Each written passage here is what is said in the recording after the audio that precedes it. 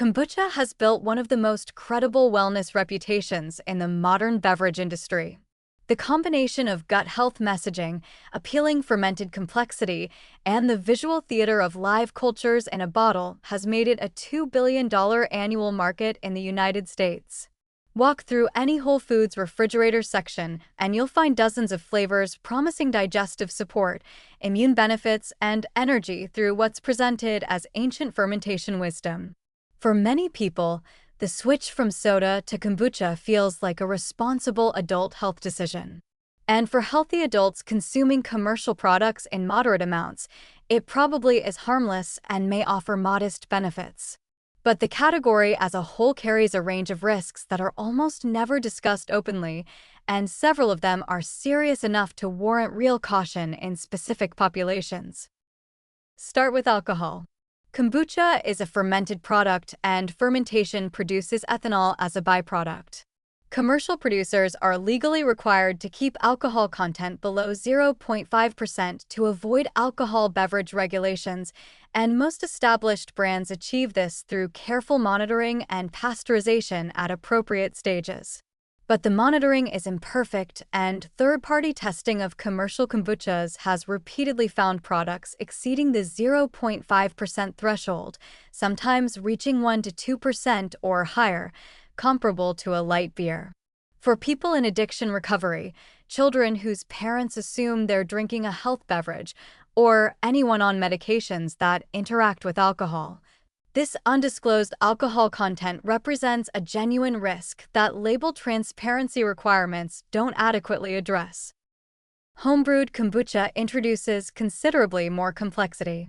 The fermentation process involves a SCOBY, symbiotic culture of bacteria and yeast, that requires careful maintenance of temperature, pH, fermentation time, and sanitation to produce a safe product. When any of these variables go wrong, the SCOBY can become contaminated with pathogenic organisms, including Aspergillus mold species and bacteria that produce harmful metabolites. Home brewers, operating without laboratory testing, have no reliable way to detect contamination before consumption. Medical literature contains documented case reports of severe outcomes, including one widely cited case of lactic acidosis and multi-organ failure in a chronically ill patient who consumed home-brewed kombucha daily. That underscored the gap between the beverage's health image and the microbiological reality of its production. The liver toxicity cases in the medical literature deserve particular attention. Several published case reports describe acute liver injury temporally associated with kombucha consumption in individuals with no prior liver disease history. The proposed mechanisms include organic acid accumulation and hepatotoxic metabolites produced by specific bacterial strains under certain fermentation conditions. These cases are rare relative to the enormous number of people who consume kombucha regularly without incident.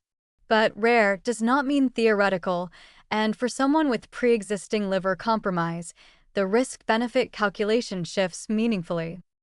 The populations who should approach kombucha with genuine caution include immunocompromised individuals, whose reduced ability to clear bacterial pathogens makes contamination events more consequential, pregnant women, people with liver disease, those in alcohol recovery, and young children given kombucha as a health drink by well-meaning parents unaware of its alcohol content.